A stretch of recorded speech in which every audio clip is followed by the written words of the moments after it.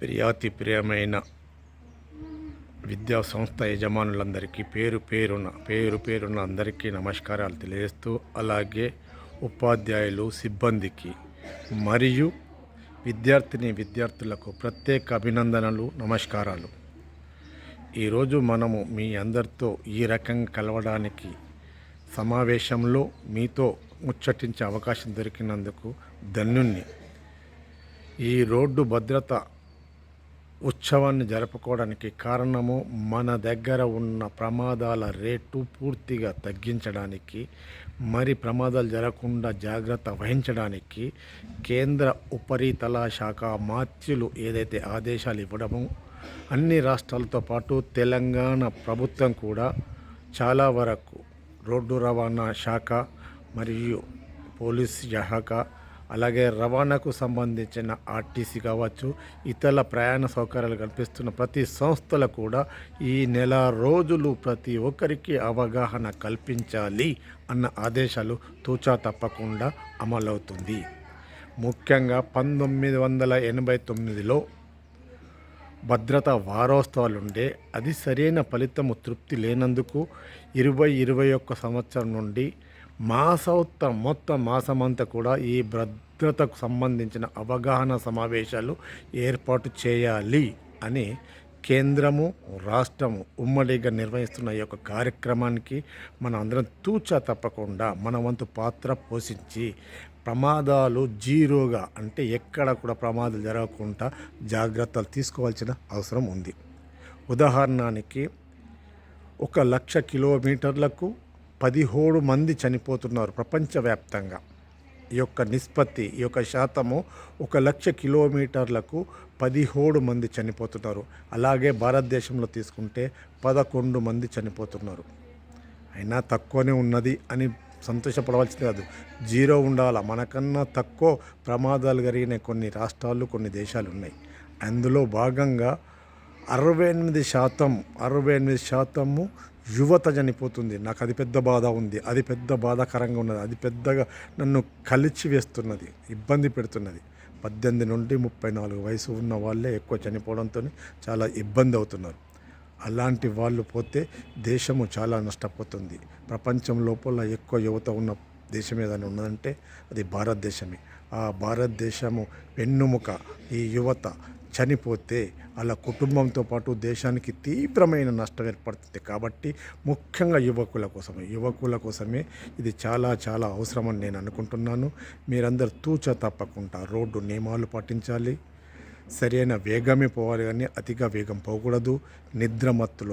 మత్తులో జలసాల కోసము రోడ్డును ఉపయోగించుకోవద్దు, వాహనాన్ని ఉపయోగించుకోవద్దు. అవసరాల కోసమే ఉపయోగించుకోవాలి. దాని మీద జిమ్నాస్టిక్స్ చేయొద్దు, వంకర టింకర నడిపియద్దు. అందరూ ఆరోగ్యంగా ఉండాలి. మిమ్మల్ని కన్న తల్లి తండ్రుల రుణము తీర్చుకోవాల్సిన బాధ్యత యువతకున్నది. 18-20 సంవత్సరాలకు చాది పెంచి పెళ్లి చేసి మీకు ఒక కుటుంబాన్ని ఏర్పాటు చేస్తే ఆ కుటుంబంకు నష్టం చేస్తారా, వాళ్ళ కుటుంబంతో 100 ఏళ్ళు బ్రతుకుతారా?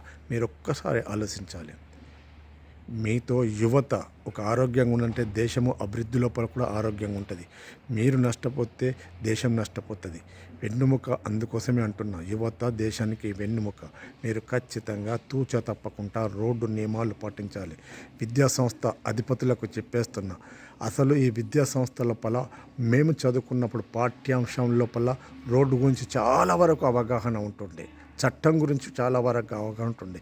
ఇప్పటి విద్యా వ్యవస్థ టెక్నికల్, సాఫ్ట్వేరు, డాక్టర్లు దాన్నే బేస్ చేసుకుంటున్నారు. కానీ సామాజిక పరంగా చైతన్యం తీసుకొచ్చే పాఠ్యాంశాలు తక్కువ ఉన్నాయి.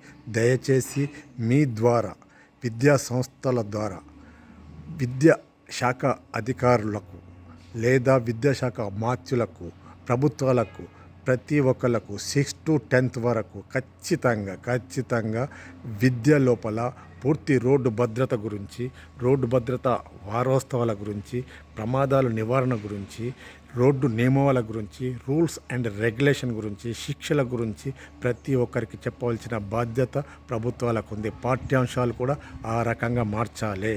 ఆ రకంగా మార్చినప్పుడే మనం ఆరోగ్యమైన ప్రమాదాలను నివారించేందుకు అవకాశం ఉంటుంది. కావున తప్పకుండా ఈ ఒత్తిడి విద్యార్థుల నుండి, ఉపాధ్యాయుల నుండి యాజమాన్యం నుండి ప్రభుత్వం తెలియాల్సిన అవసరం ఉన్నది. ముఖ్యంగా మనకు కావలసినంత సిబ్బంది లేరు. రోడ్డు రవాణా శాఖ కావచ్చు, పోలీసు యంత్రాంగం కావచ్చు, వాళ్ళంతా చేసినప్పటికి కూడా చాలా వరకు తృప్తికరమైన ఫలితాలు ఉన్నప్పటికీ కూడా ప్రమాదాలు మాత్రం రోజు జరుగుతూనే ఉన్నాయి. అందుకోసమే మనమందరం పోలీసు యంత్రాంగాన్ని సహకరించిన వాళ్ళ బాధ్యతను మనం తీసుకొని ఎక్కడ కూడా రోడ్డు భద్రత గురించి మనం చెప్పకుండా ఉండకుండా చెప్పి అందరిని ఒప్పించి మెప్పించి పద్ధతి ప్రకారం ఉండాలని బాలికలకు చిన్నప్పటి ఈ సందేశాన్ని పంపాలి. మనం కూడా తూచ తప్పకుండా రోడ్డు నియమాలు పాటించాలి. రవాణా శాఖకు కావచ్చు, పోలీసు యంత్రం కావచ్చు, మనం పని లేకుండా చేయాలి. అలాగే వైద్యులకు కూడా పని లేకుండా చేయాలి. ప్రమాదం జరిగితే వైద్యులకు కూడా గిరాకీ పెరుగుతుంది కదా, అలాంటి అవకాశం లేకుండా చేయాలంటే మనము సుఖవంతమైన, శుభ్రమైన, ఆరోగ్యమైన, ఎలాంటి ప్రమాదాలు లేకుండా సురక్షితమైన డ్రైవింగ్ చేయవలసిన అవసరము అందరికీ ఉంది. కావున తప్పకుండా మరియు ముఖ్యంగా డ్రైవర్ సోదరులందరూ కూడా డ్రైవరు దైవంతో సమానం. శ్రీకృష్ణ భగవంతునంత గొప్పవాడు. మీరు సురక్షితమైన డ్రైవింగ్ చేస్తే మీ వెనుక ఉన్న ప్రయాణికులు కావచ్చు, రోడ్డు మీద బాటసారులు కావచ్చు, ముందుగా వస్తున్న వాహనాలు కావచ్చు, అందరూ ఆరోగ్యంగా వారి ఇళ్ళకి పోతారు. వాళ్ళు దేశానికి ఉపయోగపడతారు, వాళ్ళు సేవ చేస్తారు. మీరు ఆ అవకాశం కల్పించిన వాళ్ళు దేవునితో సమానంగా కీర్తించబడతారు. నీతి నిజాయితీగా మీరు కూడా డ్రైవింగ్ చేయండి. అయ్యా పోలీసు అయ్యలు, అలాగే రవాణా శాఖ అధికారులు, ఉపేక్షించకండి. చట్టాన్ని ఎవ్వరు కానీ అతిక్రమించి తాగి నడిపిన వాళ్లకు తప్పకుండా శిక్ష విధించండి. అలాగే అంటే ఎక్కువ లోడేసి వాహనాలు కావచ్చు, ఎక్కువ ప్యాసింజర్లతో తిరిగే వాహనాలు కావచ్చు, క్రమశిక్షణలో చర్యలో భాగంగా వీటిపై కూడా కేసులు నమోదు చేసి బస్సుల సంఖ్య పెంచే విధంగా ఉండాలి. లారీలలో, ట్రక్కులలో ఎక్కువ లోడు రోడ్డు మీద రవాణా కాకుండా చూడాలి. అది అందరూ చేస్తే బాగుంటుంది. కానీ ఈ మధ్యలో చెక్ పోస్టులు అన్నీ కూడా ప్రభుత్వం ఎత్తేయడం జరిగింది. విచ్చలవిడిగా లోడు ఎక్కువ పోతున్నది. 10 టన్నుల కాడ 15 టన్నులు, 15 టన్నుల కాడ 20 టన్నులు.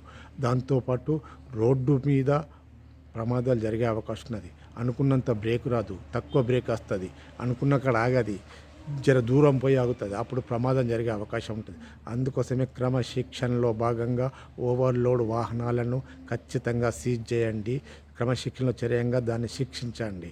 డ్రైవర్ కావచ్చు, ఓనర్ కావచ్చు, దానికి పనిష్మెంట్ ఇవ్వండి. అలాగే ప్రయాణికులు బాగా మంది 50-60 పోతే పర్వాలేదు, 100 వరకు కూడా ఒక్కొక్క బస్సులో పోతున్నారు. బస్సుల సంఖ్య పెంచాలి. బస్సుల సంఖ్య పెంచి వాళ్ళకు ఆరోగ్యమైన ప్రయాణాన్ని కల్పించాలి. తప్పకుండా ఈ పని చేస్తారని భావిస్తూ ఈ అవకాశం ఇచ్చిన రవాణా శాఖకు, పోలీసు యంత్రాంగానికి, ముఖ్యంగా విద్యా సంస్థల యాజమాన్యాలకు మరియు